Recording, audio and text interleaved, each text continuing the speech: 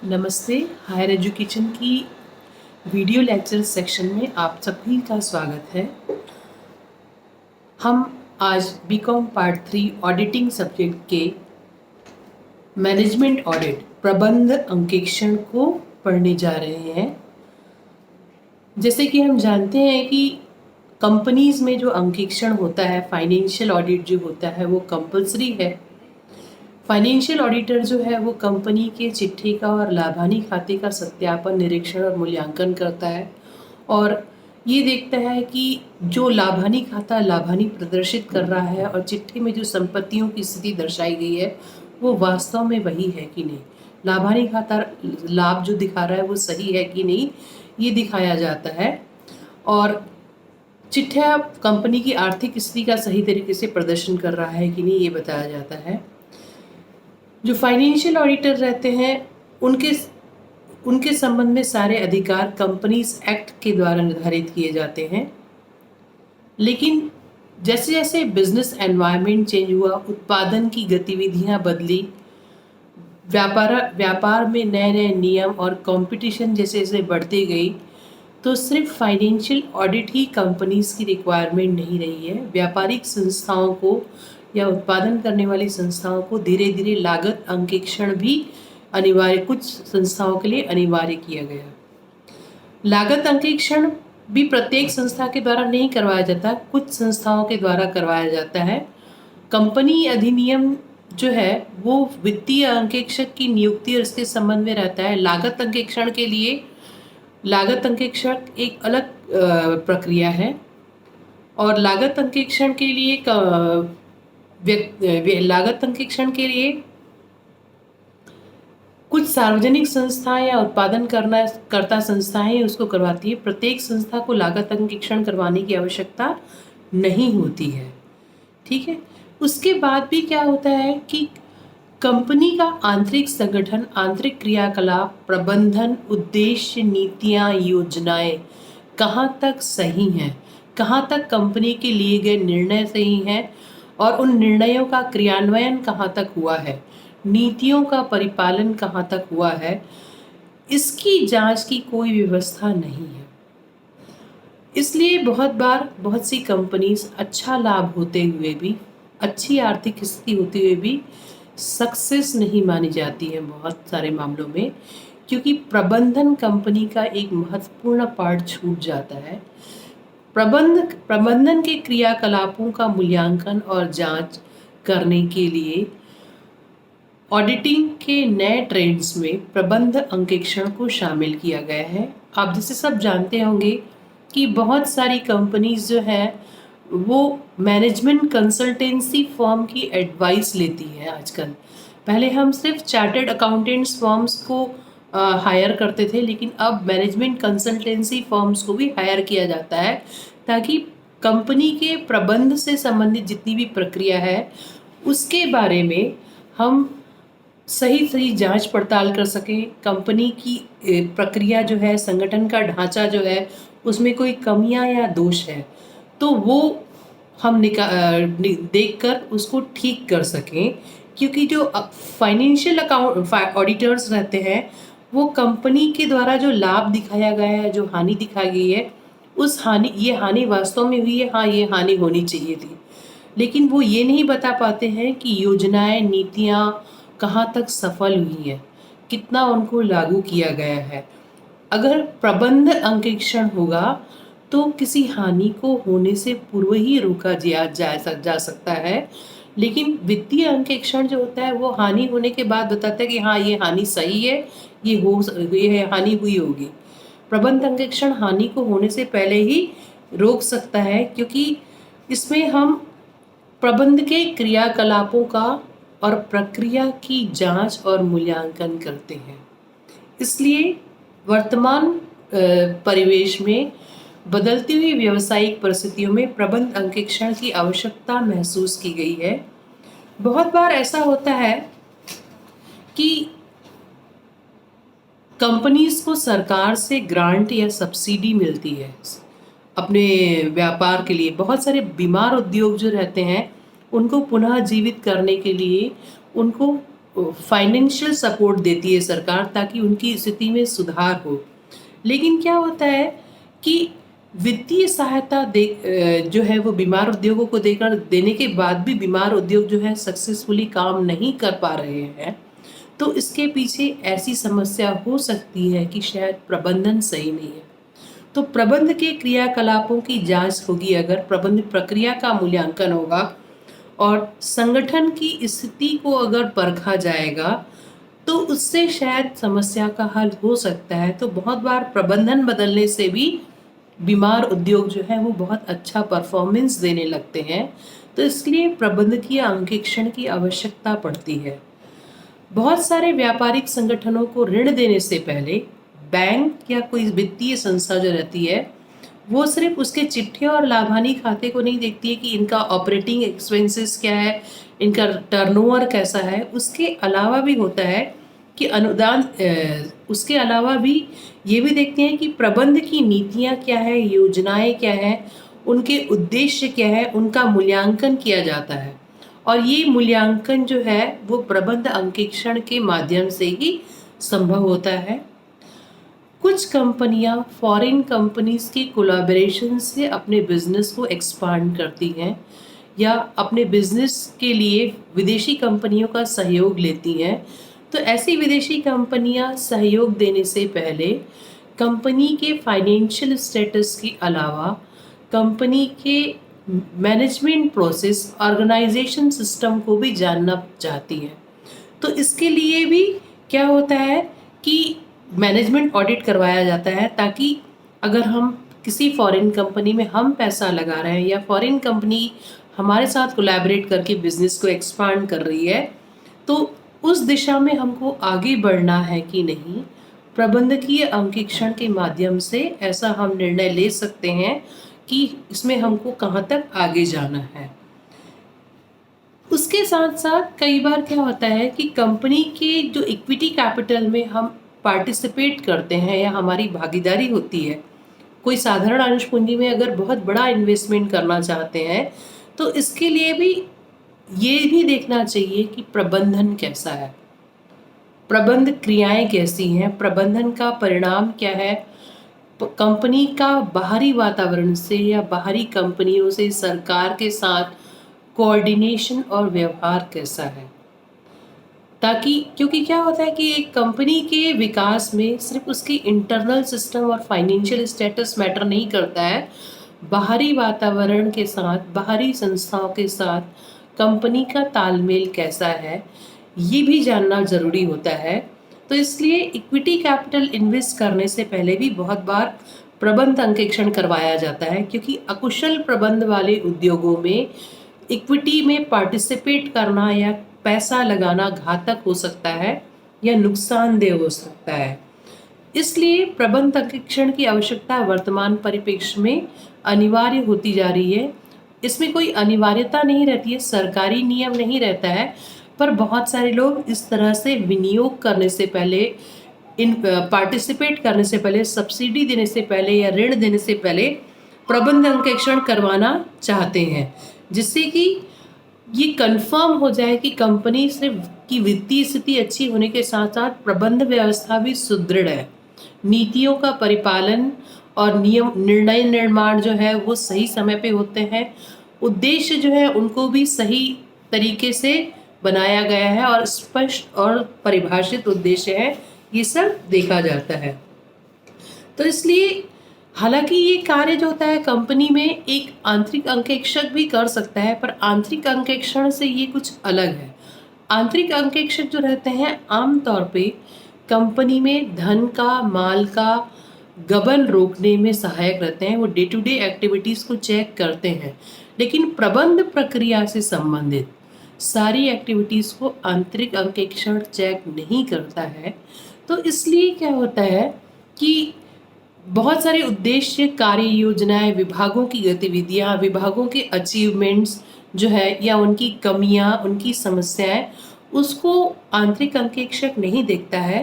तो इसलिए आंतरिक अंकेक्षण प्रबंध अंकेक्षण से कुछ अलग है, लेकिन आंतरिक अंकेक्षण का एक विस्तार कह सकते हैं प्रबंध अंकेक्षण को, क्योंकि है वो कंपनी के अंदर की ही व्यवस्था होती है। तो हम कह सकते हैं कि एक प्रबंध अंकेक्षण जो होता है वो किसी कंपनी या सरकारी संस्था या किसी शाखा के किसी भी विभाग को उसकी योजनाएं, उसकी उद्देश्य, क्रियाएं, साधन, मानवीय और भौतिक संसाधन सुविधाओं के उपयोग की जांच जांच है और मूल्यांकन है। इसमें क्या होता है कि प्रबंध के सभी स्तरों पर प्रबंधकीय कुशलता का मूल्यांकन किया जाता है। जैसे कि हम जानते हैं कि प्रबंध के 3 स्तर होते हैं: उच्च स्तरीय प्रबंध, मध्यम स्तरीय प्रबंध और निम्न स्तरीय प्रबंध। तो मैनेजमेंट के हर लेवल पर की ऑपरेशनल या कार्यकारी जांच होती है और इसमें यह सुनिश्चित किया जाता है कि कंपनी का प्रबंध सुदृढ़ है कि नहीं, प्रबंधन की कार्यकुशलता जो है वो सही है कि नहीं। अगर स्थिति इसके विपरीत होती है तो कुछ सिफारिशें देकर प्रबंध को प्रभावशाली बनाया जा सकता है, जिससे कि प्रबंधन के उद्देश्य को प्राप्त किया जा सके और उद्देश्यों की पूर्ति के लिए प्रबंधन को प्रभावी भी बनाया जा सके। इसलिए वर्तमान परिप्रेक्ष्य में प्रबंध अंकेक्षण की आवश्यकता को महसूस किया गया है।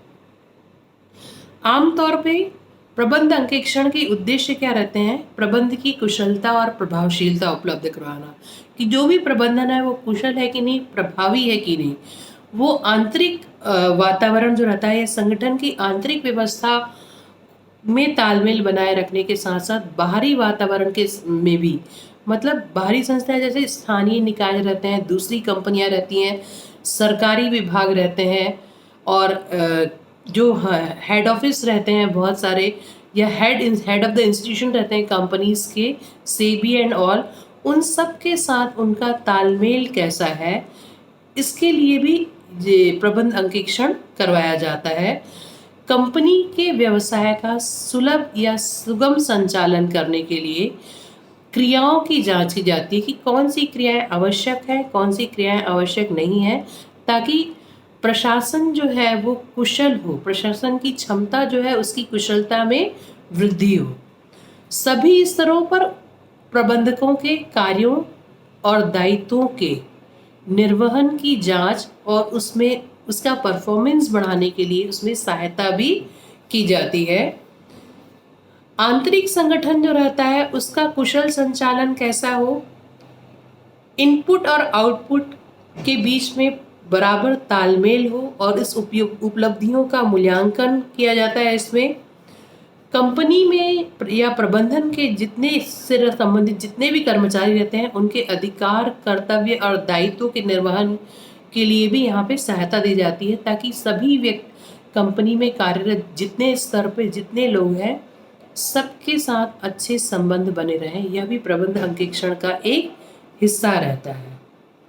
ठीक, आमतौर पर प्रबंध अंकेक्षण में होता क्या है कि प्रबंध अंकेक्षण करते क्या है, क्या किया जाता है। सबसे पहले ये देखा जाता है कि संगठन के जो उद्देश्य बनाए गए हैं उन उद्देश्यों की पहचान की जाती है। मीन्स ऑब्जेक्टिव जो है वो वेल डिफाइंड होना चाहिए, स्पष्ट होना चाहिए और हर किसी के समझ आने योग्य होना चाहिए। जैसे कि क्या होता है, कंपनी के प्रमुख उद्देश्य होते हैं, फिर प्रत्येक विभाग के अलग अलग उद्देश्य होते हैं, तो उद्देश्य स्पष्ट होने चाहिए। विभागीय उद्देश्य जो है वो प्रमुख उद्देश्य से कनेक्टेड होना चाहिए। विभाग का उद्देश्य अलग दिशा में नहीं जाना चाहिए प्रमुख उद्देश्य के। इससे क्या होता है कि उद्देश्यों की पहचान अगर सही तरीके से हो जाती है तो कंपनी उद्देश्यों को ध्यान में रखकर जितने भी कार्य करेगी वो कार्य सही माने जाएंगे। तो इसलिए उद्देश्यों की पहचान होनी चाहिए और विभागीय उद्देश्य और प्रमुख उद्देश्यों में तालमेल है कि नहीं, इसकी जांच की जाती है। उसके अलावा कंपनी विभिन्न क्षेत्रों के लिए लक्ष्य या योजनाएं बनाती है। जैसे कि क्या होता है, विक्रय विभाग की योजना अलग होती है, क्रय विभाग की योजना अलग होती है, वित्त विभाग की योजना अलग होती है, अनुसंधान और रिसर्च या सेवी वर्गीय विभाग की योजनाएं अलग होती है। लेकिन सबकी योजनाएं जो है वो अलग अलग होने के बावजूद कंपनी के उद्देश्यों के परिप्रेक्ष्य में ही होनी चाहिए, मतलब उद्देश्यों के साथ ही डायरेक्टेड होनी चाहिए। वित्त विभाग की योजना जो है वो कंपनी के उद्देश्यों के विपरीत नहीं होनी चाहिए, उसी के परिप्रेक्ष्य में ही होनी चाहिए। हर विभाग की गतिविधियां अलग अलग होते हुए भी सारे विभाग में समन्वय जरूरी है। तो समन्वय कब होगा? जब सारी योजनाएं उद्देश्यों के परिप्रेक्ष्य में ही होगी। इसके अलावा इसमें संगठन के ढांचे का पुनः निरीक्षण भी किया जाता है। इसमें क्या होता है कि जैसे कंपनी के जो उद्देश्य रहते हैं या संस्था के जो उद्देश्य रहते हैं, वो उसके लिए उन उद्देश्यों की प्राप्ति के लिए जो संगठन संरचना या संगठन का ढांचा है वो पर्याप्त है कि नहीं, उन उद्देश्यों की प्राप्ति के लिए पर्याप्त विभागीकरण किया गया कि नहीं, मैनेजमेंट के जो स्तर है, लेवल्स हैं, उनका प्रॉपर उनके हिसाब से स्तर है कि नहीं, जो हमारे उद्देश्य हैं उसके हिसाब से स्तरों का निर्माण किया है कि नहीं, ढांचा उस हिसाब से है कि नहीं, ताकि हम उद्देश्यों और लक्ष्यों की प्राप्त करने में ये संगठन का ढांचा सही योगदान दे सके। कई बार हमारे उद्देश्य अलग होते हैं और ढांचे का निर्माण अलग तरीके से होता है, तो वो संगठन ढांचा जो रहता है वो कंपनी के उद्देश्य प्राप्ति में सहायक नहीं हो पाता है, इसलिए इसमें ये भी देखा जाता है। उसके अलावा प्रत्येक कार्यात्मक क्षेत्र, मतलब जो फंक्शनल एरिया रहते हैं मैनेजमेंट के, उसका क्वांटिटेटिव एनालिसिस भी किया जाता है। जैसे कि हमने मैनेजमेंट में कुछ क्वांटिटेटिव टेक्निक्स पहले पढ़ी हुई हैं, तो कुछ परिमाणात्मक दृष्टि से भी उसका मूल्यांकन किया जाता है और लक्ष्य और उद्देश्य जो हमने निर्धारित किए, जैसे विक्रय विभाग के जो लक्ष्य निर्धारित किए गए हैं और उसके बाद विक्रय विभाग का एक्चुअल परफॉर्मेंस जो रहता है उसकी तुलना भी की जाती है। तो ये क्रियाकलाप की जांच करके हम जो तुलना करते हैं तो हम ये बता सकते हैं कि वास्तव में विभाग अपने लक्ष्यों को प्राप्त करने में सफल हुआ है कि नहीं हुआ है। उसके अलावा इन सब क्रियाओं की जांच करते करते इस प्रत्येक स्तर पर जांच करते करते प्रत्येक कार्य में जो कोई रुकावट आ रही है या अगर कोई कमियां आ रही है तो उसके लिए जो मैनेजमेंट ऑडिटर रहता है उन कमियों को दूर करने के लिए सुझाव भी दे सकता है। इन सब कार्यों को करने में अगर कर्मचारियों को कोई परेशानी हो रही है तो उनको भी प्रोत्साहन दिया जाता है, उनकी समस्याओं का हल बताया जाता है और कुछ प्रेरणात्मक उपाय भी दिए जाते हैं, जिससे कि यह हो सके कि कर्मचारी उद्देश्यों से अपने आप को जोड़कर कंपनी के कार्यों में आगे बढ़ें और इससे कंपनी और कर्मचारी दोनों को लाभ प्राप्त हो, दोनों के लिए ये लाभदायक हो। सामान्यतः क्या होता है, जो प्रबंधकीय अंकेक्षक होता है उसकी नियुक्ति के लिए कोई विधान नहीं है। ये कंपनी का जो प्रबंध अंकेक्षण होता है उसकी चयन या नियुक्ति के लिए कंपनी स्वतंत्र होती है। संचालक मंडल जो रहते हैं वो चार्टर्ड अकाउंटेंट की किसी फर्म से प्रबंधकीय अंकेक्षक नियुक्त कर सकते हैं और ये कंपनी की परिस्थितियों पर निर्भर करता है कि उसे क्या करवाना है और किसे नियुक्त करना है। विधान या सरकारी नियम इसके लिए कोई नहीं है। जैसे कि वैधानिक अंकेक्षक के लिए नियम बने हुए हैं, वैसा कोई नियम इसके लिए नहीं बना हुआ है। तो इसलिए प्रबंध अंकेक्षक जो रहता है वो एक योग्य व्यक्ति के द्वारा किया जाना चाहिए। उसमें ये होना चाहिए कि व्यक्ति जो है उसको प्रबंधन का पूर्ण ज्ञान हो। अकाउंटेंसी तो एक बेसिक नॉलेज है ही अंकेक्षक के लिए, लेकिन उसको प्रबंधन के बारे में, प्रबंध क्रियाकलाप के बारे में का मूल्यांकन करना है तो इसको प्रबंधन का बहुत अच्छा एक्सपर्ट होना चाहिए वो व्यक्ति, और उसको प्रत्येक क्रिया और प्रक्रिया का मूल्यांकन करना होता है और जांच करनी होती है।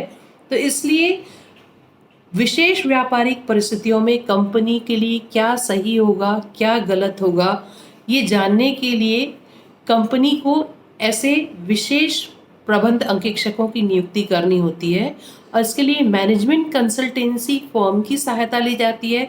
या कभी कभी क्या होता है कि जो कंपनी के आंतरिक अंकेक्षक रहते हैं या कंपनी के विधि विभाग से संबंधित जो कर्मचारी रहते हैं जिनके पास विश्लेषण तकनीक अच्छी रहती है, प्रबंध प्रक्रियाओं का या प्रबंध के नए ट्रेंड्स का नॉलेज होता है, जो संगठन के ढांचे को और क्रियाओं को अच्छे से एनालिसिस कर सकें, ऐसे लोगों की नियुक्ति इस पद पर किया जाना चाहिए। तो ये हर कंपनी की अपनी रिक्वायरमेंट होती है, परिस्थितियां रहती हैं, उनको ध्यान में रखकर ही प्रबंध अंकेक्षण को नियुक्त किया जाता है और उनकी तकनीकी ज्ञान और कुशलता से प्रबंधन को अधिक से अधिक लाभ प्राप्त हो, इसके लिए प्रयास किया जाता है। Thank you.